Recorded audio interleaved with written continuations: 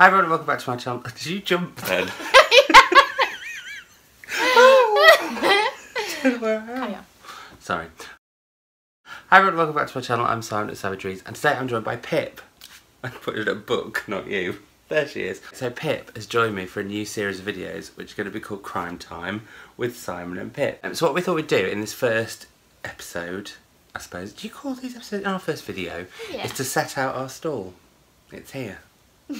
So that we can talk a little bit about why we like crime, why we read it, what sort of crime we like, and then we're going to go through some books that either one of us have read or both of us have read, and then we're going to choose 2 books each, and you get to choose which one we read together, and then you can join in with for the next episode that we're probably going to do in November. First of all, Pip, why do you like crime?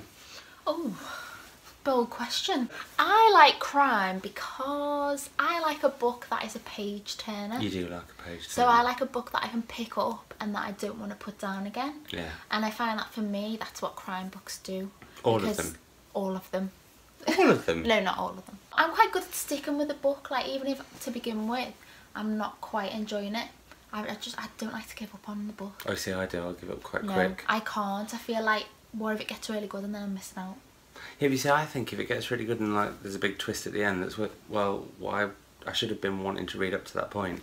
Yeah, Up but to I that have point. read books where I've not liked it to begin with, and then I've stuck at it, and then I've really enjoyed it towards the end. Okay, so what sort of crimes do you really like? Because for me, I like autopsy crimes, which is a bit full on, like your Tess Gerritsons. I like my old Sherlock Holmes and my Miss Marples, but I also, in terms of contemporary crime, which you read more contemporary crime than anything, Definitely. I'm a bit over police procedurals. I do like a case that needs to be solved. I like a domestic noir. Ooh. So like, you know, the husband probably did it, but we have to spend 300 same. pages working out that he did. But yeah, I mean, I just like any that has a massive twist in, really. She likes it twisty. Because I like to be able to try and solve it myself in my head and then be totally caught off guard by the... Do you like not being able to work it out? Because some people find that really frustrating. No, I love it. See, I like it as long as I don't feel like the author's purposefully, on purpose, maybe not guess it. Yeah, I get that, yeah.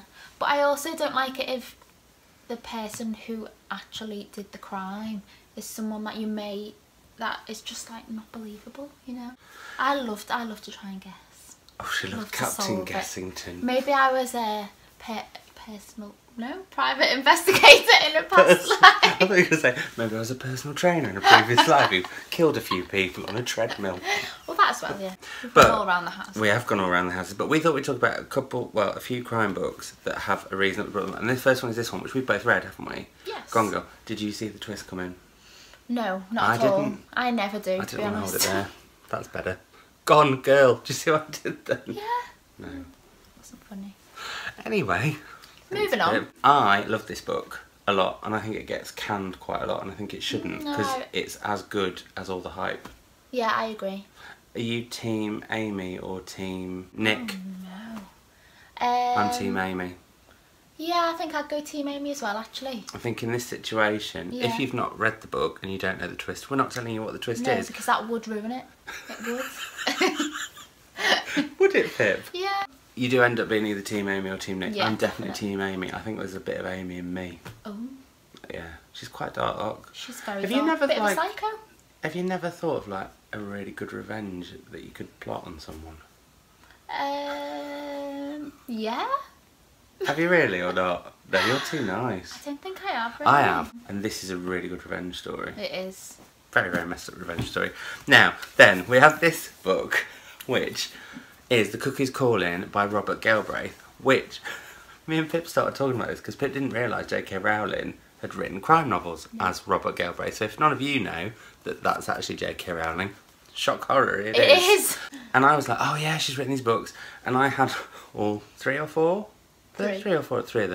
And I was like, oh Pip, let's read them together. So Pip bought them all in one go. Yeah, just bought them all. All on my say-so. And then, I've still not read this. I've read them all. You have read them all? You read them like back to back? Yeah, like really quickly. And what do you like about them? I think I like that although they are a trilogy, they don't necessarily follow on from each other. They're kind of an unofficial series, aren't Yeah, yeah. It's not like Harry Potter. But no, it's not like Harry Potter. So you don't need to. You kind of do need to have read them all. I think though people say you don't, but I feel like you do to get to know the characters more than anything. I think so, only because you get to know the characters more. Yeah. And I feel like in the Cuckoo's Calling. It's just here. I was going to call it the Cuckoo's Nest. Anyway, maybe that'll be my book. Here she goes, comes on the channel, starts trying to get her book deal. What was I saying? Why is it so good? It is so good because actually out of the three, I think I preferred this one the most. I think that was my favourite. Do they go downhill? No, they don't go downhill. No. I feel like controversial, but I feel like the second one, the Silkworm, which I know we're not talking about, but that was my least favourite out of the three. Oh. I really enjoyed the first and third, but struggled slightly with the second. Well, she's writing the fourth now, apparently, because the TV series has come out. Which I've watched as well. I've not watched any of them because I want to read these first. No, I'd definitely say if you're thinking about watching the show to read the book first, because I do think it helps a lot. I'll tell you what I do want to go and see though. Have you seen that Joe Nesbo's The Snowman's been turned into a film with Michael Fassbender? No. Looks amazing, creepy. Because I always like a good gritty TV crime drama. Yes. But actually, I haven't been to see a really good crime psychological film in ages. Not since Girl on the Train, which I think I really love the book The Girl on the Train. I think the book The Girl on the Train is another one, a bit like Gone Girl, which is also a very good film. Girl on the Train gets a bit of a battering, I think, because actually it's really interesting about what it's trying to say about what people perceive women to be, or what women should be. Yeah. And I like the fact that it's got that deep thing going underneath. But yeah, so I need to read this. You do. The next one is a book that me and Pip were again going to read together. But we were going to read it for the next episode of Crime Time with Pip and Simon. But I didn't realise this isn't out until January. And I thought, well, we're probably going to film in November. Because I think I can see this probably being bi-monthly. Yeah. I think that'd be good. Fit it into our busy schedules. Very the same. I might sometimes have to do it on an event site. Can you imagine? Crime Time with Pip and Simon. in our high-vis. Anyway, it was this one, which is Dark Pines by Will Dean, which we were very kindly sent by the publisher. You have started this, you're reading this now. Yeah, I'd say 3/4 of the way through. And it had didn't you have a slightly rocky start with it? Yeah, I think I struggled to get into it initially. It didn't have that initial pull. It didn't drag me in. It's got a good cover. However, I'm now 3/4 of the way through and I'm turning the pages much quicker. If I hadn't palmed this off on you, would you have read it from the blurb, which says, "See no evil, eyes missing." Oh, eyes missing. Two bodies lie in the forest near a small Swedish town. Hear no evil. Tuvia Moodysson, a deaf reporter on a small-time paper looking for the story that would make her career. Speak no evil, a web of secrets and unsolved murder from 20 years ago. Can Tuva overcome her fears and track down the killer before they hunt her down? Would you read it based on that blurb? Yes. Why? Because... like, put Pip on the hot spot. Because it's dark and it's about murder and it's about solving the case, an old case that's being brought back to life. I like cold cases. Yeah. I would have bought it because of the cover. Oh, sorry, Pip. In fact, the eye's a car and somebody's walking off with a body, I think. Yeah, so that's another one. And then another book that we have read, and we went to see an event. Well, we went to see the event together. I didn't see it. I was hosting it. Yeah, I was in the audience. And this is quite different because this is historical crime. Yeah, which actually I've not read before until I read this book. And this was her first. And what made you buy this was the fact that you loved Sarah in her Absolutely interview. loved it. Yeah, she was hilarious. And as many of you will know, me and Sarah are starting a book group from the end of November. We haven't announced the books yet, but we will soon. But yeah, Sarah's personality alone made me want to buy the book, and the way she spoke about the book as well. And how she started dreaming about Lizzie Borden, who this book is all about, the true crime case of Lizzie Borden, who may or may not have killed her mother, no, her stepmother and her father. And we go back to the 1860s, I think it is. No, 1890s, I'm lying. And we find out what Sarah Schmidt's versions of what happened were. Oh, that was quite difficult to sell. It was a bit of a mouthful. Not really. to sell, to say. To say, not to sell. It's an easy one. It's an easy one to sell, especially if you go and see Sarah talk. This was quite different for you, and you were saying that when you were reading it. Yeah. I'm not really usually into historical crimes. However, my opinion was definitely changed by this book. Although Pip's edition of the book, I've never seen such battering. Pip don't give her monkeys. She takes a book out with her. But the thing is, I read usually on the train, so it's just thrown in my bag. There's crumbs on it. Yeah, makeup. food on it. I mean... Anything. You also get annoyed that I turn the page over. She does. To find out where I am in the book. So. She's an absolute wrong one. And then I wanted to find out what sort of book would appeal to you. And apparently, Pip was going through my shelves. Now, this is a book I haven't read. I don't know if I've talked about it actually on the channel yet. It's The Girl in the Green Dress, which is the new Kath Staincliffe. Kath Staincliffe is a crime novelist I've wanted to read a lot of. Her last book was apparently to do with a terrorist attack. And as you read it, you're trying to work out who the terrorist is. It's a tricky one, stuff like that, because if an author writes about really kind of contemporary issues, it can be seen as being a bit of a device. Anyway, this one isn't about it. But what made you pick this up, Pip? I mean, I'm not going to lie, I thought the name sounded interesting. That was what initially drew me you're in. into the whole the girl thing, aren't you? Yeah, I think that's what it was. It reminds me of Pip's the a girl on the marketing train. dream. I know. So that was what drew me in initially, and then I just read the blurb and I just thought it sounded really good. Because? It was just... I can't remember it now. It was only like, I just read it for the first time 2 seconds ago. How far would you go to protect your child? How far would you go to protect your child? I've not got one, so I don't know. Oh, okay. I've got a dog though. Can you really keep them safe? What if who they are puts them at risk? Oh, and what if they have blood on their hands? Teenager Ali Kenaway heads off for prom night, cheered on by her dad Steve and little sister Tegan.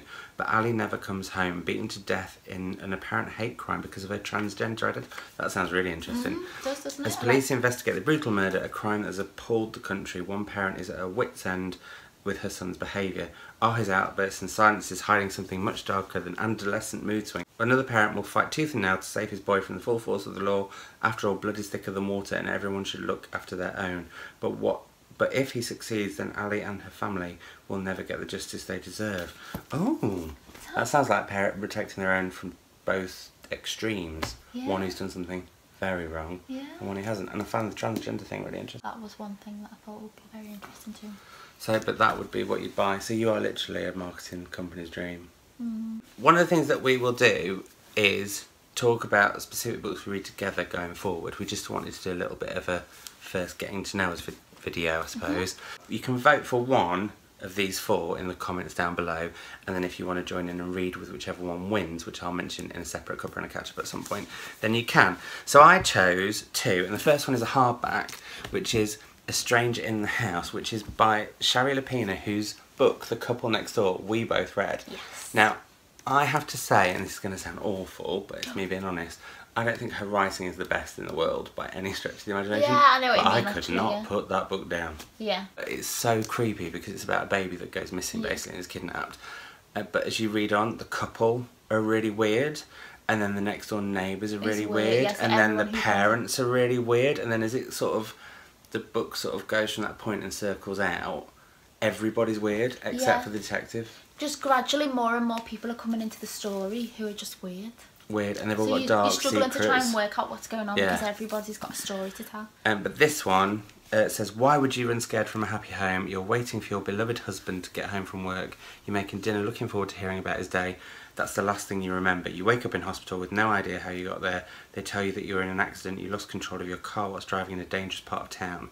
The police suspect you were up to no good, but your husband refuses to believe it. Your best friend is not so sure, and even you don't know what to believe. Ooh. So that's one option. And then the other one is a book that my mum loved.